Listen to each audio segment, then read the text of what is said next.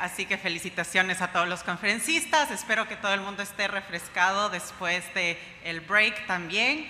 Y hoy tengo el honor de estar aquí nuevamente en República Dominicana. Mi última vez aquí fue en el año 2019, en el cual compartí una conferencia muy similar a esta en inteligencia artificial, pero estoy encantadísima de estar de vuelta después de una pandemia, después de 3 años de mi fellowship de gastroenterología. Entonces realmente soy otra persona y les quiero agradecer muchísimo a la directiva. Han hecho una obra espectacular aquí y sobre todo estoy muy impresionada con la presencia de mujeres en la directiva y de mujeres gastroenterólogas en República Dominicana. Creo que se merece un aplauso más fuerte que eso porque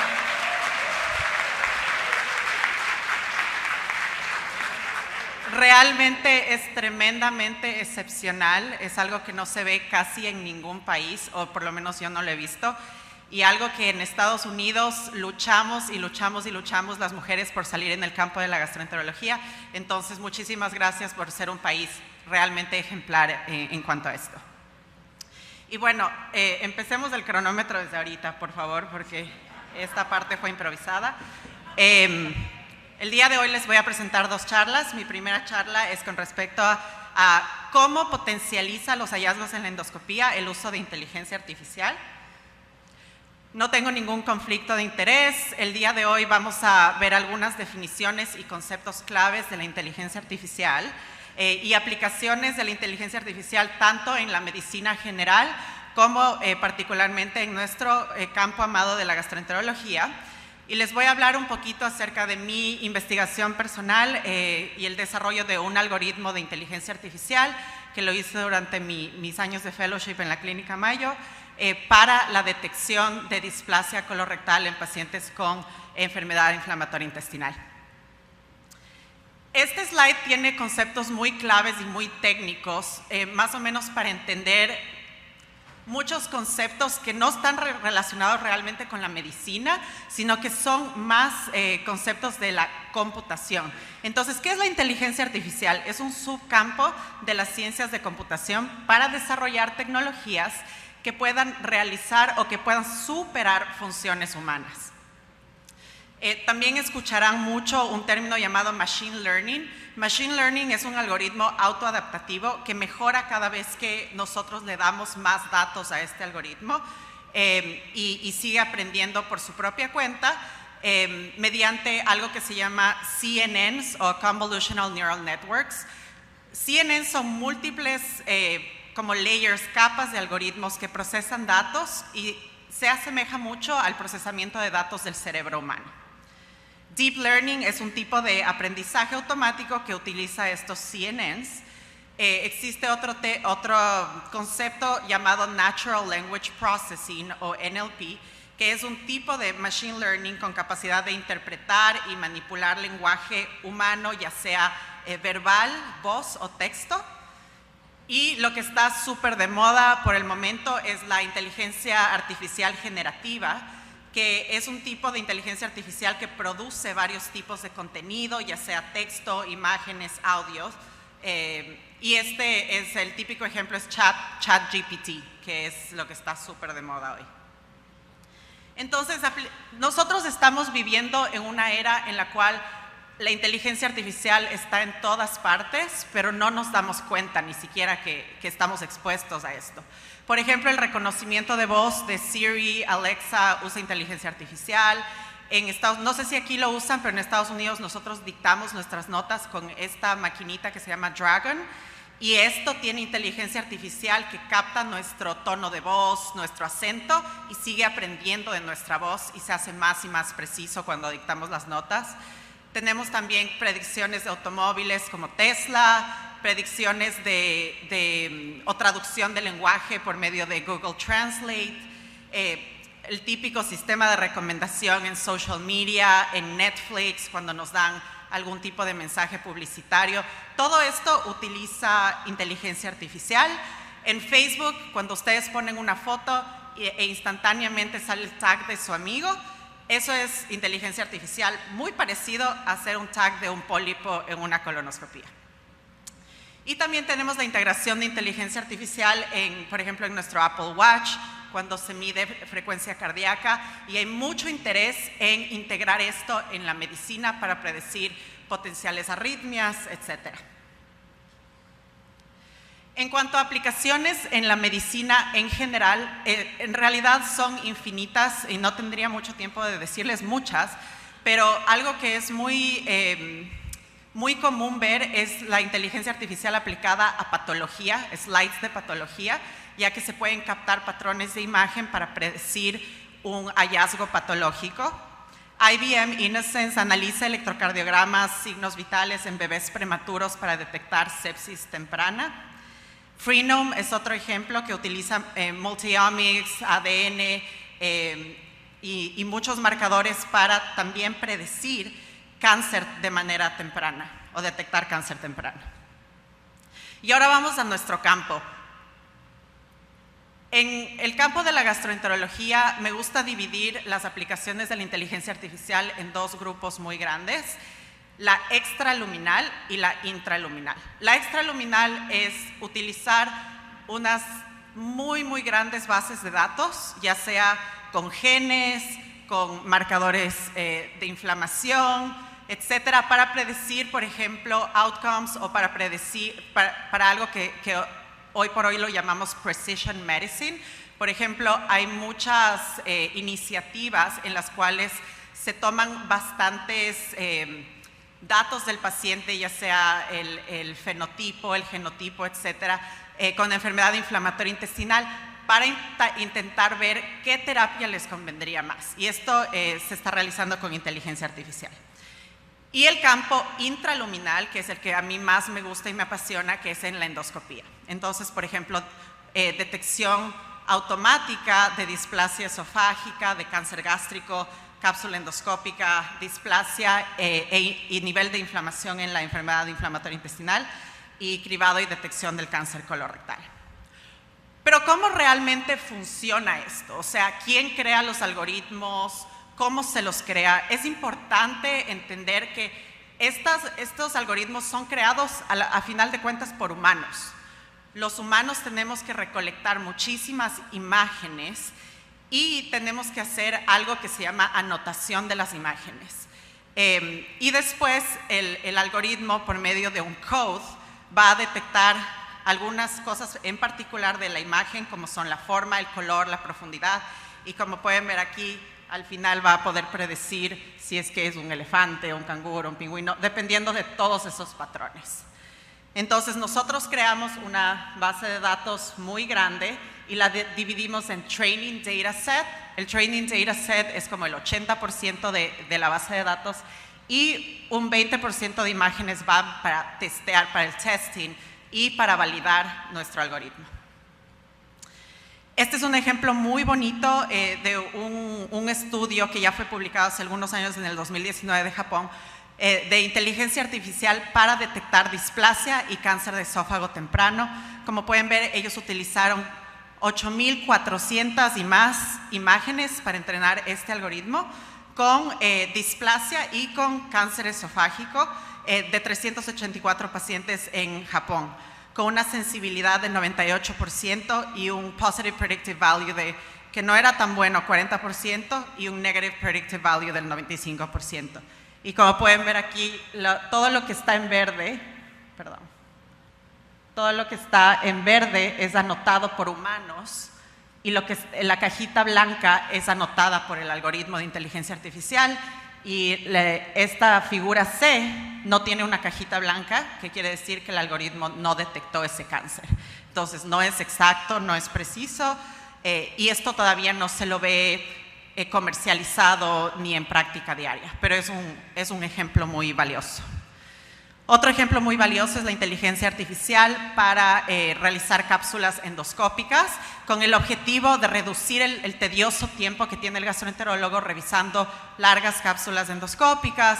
Muchas veces, quién sabe, y el gastroenterólogo está muy cansado, se queda medio dormido durante la lectura de la cápsula endoscópica y tal vez no vio algún detalle. Entonces, la inteligencia artificial puede ayudarnos a predecir hallazgos de cápsula endoscópica, ya sean angioectasias o masas, o principalmente sangrado, por supuesto. Este es uno de los ejemplos que más me gusta porque es algo que ya está comercializado y utilizado en Estados Unidos y en muchos otros países también, que es la inteligencia artificial para la detección automática de pólipos colorectales. Y por supuesto, ¿cuál es el principal objetivo de utilizar esto? Es aumentar lo que llamamos el adenoma detection rate o la tasa de detección de adenomas. Y el adenoma per colonoscopy rate, que es el total de adenomas en toda la colonoscopía. Porque a mayor ADR en APC va a disminuir la tasa de cáncer colorectal. Entonces, algunos productos de inteligencia artificial aprobados para la detección de pólipos colorectales. Esta es una lista. En Estados Unidos tenemos GI Genius, que es de Medtronic. Fue aprobado más o menos recientemente en el 2021 y ahora está distribuyéndose a nivel nacional, sobre todo en los hospitales de veteranos donde yo trabajo. Todos estamos ya equipándonos con GI Genius para nuestras colonoscopías de screening y de seguimiento también. Otra compañía es Scout con Iterative Scopes, que también fue aprobado en el 2022. Fujifilm tiene Cat-Eye, Pentax tiene Discovery, Olympus en Japón tienen EndoBrain y en China existe otro algoritmo que se llama EndoAngel. Este es otro ejemplo de inteligencia artificial para la evaluación de severidad en enfermedad inflamatoria intestinal, que me gusta mucho porque este algoritmo puede predecir de manera automática o caracterizar de manera automática el nivel de inflamación en un paciente con colitis ulcerativa. ¿Por qué esto es muy atractivo? Es porque cada vez que se realizan ensayos clínicos controlados para nuevas terapias para la enfermedad inflamatoria intestinal, el seguimiento que se debe hacer al paciente es endoscópico, ¿verdad? Y esas fotos endoscópicas usualmente van a un centro aparte del hospital, donde un doctor está interpretando el nivel de inflamación de manera óptica, bastante subjetiva, digámoslo así.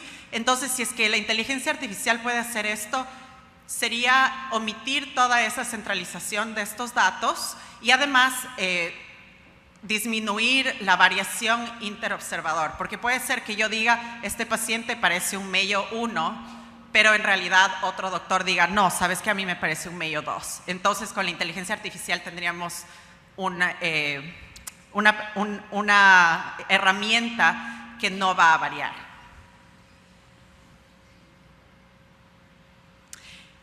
Este es mi algoritmo que desarrollé desde el año 2021 hasta el 2023. Lo pude publicar recientemente y realmente aprendí muchísimo haciendo esto. Desarrollamos una herramienta de inteligencia artificial para la detección de lesiones colorectales y de displasia en la enfermedad inflamatoria intestinal. ¿Por qué queríamos hacer esto? Como ustedes saben, pacientes con IBD, con Crohn's colitis, colitis ulcerativa, de más de 1/3 de su colon, tienen mayor propensión de desarrollar cáncer colorectal y les tenemos que hacer colonoscopía cada 1 o 2 años para detectar displasia. La mayor parte de la displasia o de las lesiones en enfermedad inflamatoria intestinal es visible con luz blanca, pero como pueden ver, pueden ser lesiones planas, muy sutiles o estar en un fondo de inflamación. Entonces es muy fácil para el ojo humano no ver estas lesiones. Entonces queríamos desarrollar un algoritmo que automáticamente detecte estas lesiones y esto no se ha realizado anteriormente justamente por la complejidad que tienen los pacientes con enfermedad inflamatoria intestinal de tener inflamación en su colon. ¿Cómo lo construimos? Pueden ver que aquí utilizamos un algoritmo de base que ya fue preentrenado con muchas imágenes colonoscópicas, como 800 imágenes. Después fue este algoritmo entrenado con pólipos de personas comunes y corrientes sin enfermedad inflamatoria intestinal, y después construimos una base de datos con lesiones como estas de pacientes con enfermedad inflamatoria intestinal que son muy sutiles. Entonces, antes de reentrenar nuestro algoritmo, el algoritmo de base omitía estas lesiones, no las veía bien. Pero después, cuando reentrenamos nuestro algoritmo, pudo detectar estas lesiones muy sutiles con mucho éxito. Este es otro ejemplo en el cual tenemos aquí muchos pseudopólipos en un paciente con colitis ulcerativa. Antes de reentrenar nuestro algoritmo, era muy bajita la señal de captación y después podemos ver que la señal aumentó robustamente. Este slide resume el rendimiento de mi algoritmo y básicamente aumentamos la precisión del algoritmo con una precisión de 96.8% con luz de alta definición blanca, pero cuando utilizamos imágenes con cromoendoscopía, con tinción, no fue tan bueno la precisión, desafortunadamente. Creo yo que fue porque no teníamos suficientes imágenes, pero si hubiéramos tenido una base de datos más grande, entonces hubiera sido mejor la precisión. Y bueno, con esto quiero decirles un poco de las conclusiones con respecto a la inteligencia artificial. Hay muchísimas aplicaciones de inteligencia artificial en medicina hoy por hoy y en gastroenterología, y van a seguir aumentando, aunque la realidad es que en Estados Unidos y creo yo que nuestro continente en general es un poquito lento en adoptar esto, porque en Japón, en Europa ya han venido utilizando esto desde el 2018, etcétera. Entonces la FDA se tarda un poco más en aprobar este tipo de herramientas, desafortunadamente. Pero en Estados Unidos ya tenemos colonoscopía asistida con inteligencia artificial, ya está muy popularizada. De hecho, mi investigación personal es ver outcomes clínicos en pacientes que vienen para colonoscopía y utilizamos inteligencia artificial. Estamos evaluando si es que está mejorando nuestro rendimiento como endoscopistas. La inteligencia artificial hay que recordar que está aquí como herramienta únicamente. Nunca debemos pensar que nos va a reemplazar. Entonces, usémosla como herramienta, siempre como un segundo observador, pero el doctor tiene la última palabra en cuanto al diagnóstico. Y tengan mucho en cuenta que estos algoritmos, como vieron ahorita, son creados por humanos imperfectos, comunes y corrientes, y muchos de estos algoritmos pueden tener lo que llamamos sesgos o biases, dependiendo de las bases de datos que usamos para crear los algoritmos. Entonces, sean muy críticos en cuanto a la adopción de estas herramientas y realmente vean si es que va a ser algo que les va a servir para su práctica o no. Muchísimas gracias a todos y con eso concluyo la primera charla.